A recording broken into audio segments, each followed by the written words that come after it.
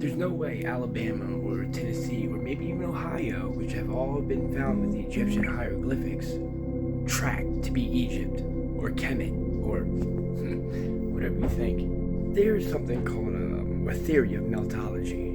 Now, things that I have seen with my own eyes, especially in the state of California, how do you melt brick? Let me just say that. And a lot of these mountaintops look like trees. And everything they do is to control your perception. Just like I tell you, when Morocco was established in the 1940s, right?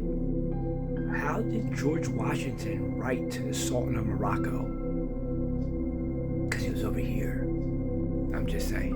What I'm about to show you, if I would have to stake my life on it, Egypt is the Grand Canyon. 1,000%. That's why you're not allowed to go there. 95% of it.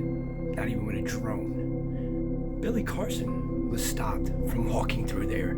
Let that sink in. The guy who gives guided tours through Egypt.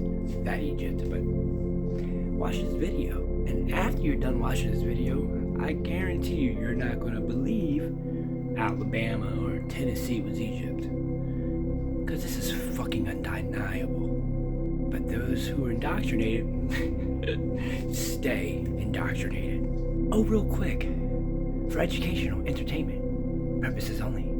And I have no facts to back up the things that happen in this video, and it's purely speculation. The Grand Canyon is the real Giza Plateau. Look, this is what we mean when we say meltology. All of this area is desert because there was a motherboard meltdown. The Earth is a grid, a motherboard. It has melted down several times. This is from one of the most recent meltdowns. After Israel was divided within, it imploded and became open for attack. As you can see, all these people are Shemites. Edomites, Moabites, Ammonites are still all from Shem, even though they were supposedly enemies. Like Ashur, who fathered the Assyrians, who were also enemies. So all Israelites are Shemites, but not all Shemites are Israelites. Since they didn't get along, civilization fell apart. Edom is synonymous with Mount Seir. Mount Whitney is Mount Seir in the Sierra Nevadas. Edom is Rome. Edom destroyed the temple, the Israelites dispersed, and order continued to decay. These are melted buildings. Obviously melted buildings. These so-called pueblos are remnants of a melted metropolis. The survivors of the meltdown found refuge in these pockets of survival. Egypt is Mitzrayim. That's where we're getting Mississippi or Mitsori. This is Hamite land that stretched all the way to the Grand Canyon in Sedona or Sidon. Moab is said to be east of the Dead Sea in the Bible. Moab, Utah is east of the Dead Sea. The Moabites are the Moors. Moab's mom was his sister. He was a product of inbreeding. So Edom, which is Rome, took Jerusalem in 70 AD, which is actually 1070. And Rome, or Edom, fell in 476, which is actually 1476. The Spanish were Moorish slaves that revolted. The Spanish slaves took over the Moorish infrastructure in 1492. 48 years later, the Spanish finally reached the canyon.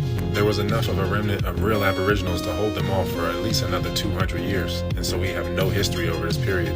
Nearby in the Pueblo Wars, aboriginals were being killed and shipped into Mexico for slavery.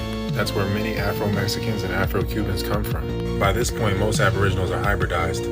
It's a post-apocalyptic scenario with many wars. Pale colonists don't penetrate the canyon until 1869. Now 90% of it is off limits, especially the caves and mines, which are just corridors in the now melted metropolis. You can't even fly a drone over most of the canyon. Obviously, we get Kincaid's account in 1909, where he claims to find Egyptian artifacts. And then we get the unoriginal Hittite hybrid tribes placed there as a distraction. I don't think it's a coincidence that the canyon has all these Egyptian names, especially in Haunted Canyon. The whole desert out west is a post-apocalyptic area. I think these nukes were used to destroy something they didn't want people to see, because most of these detonations were done underground, and done until 1992. Definitely meltology.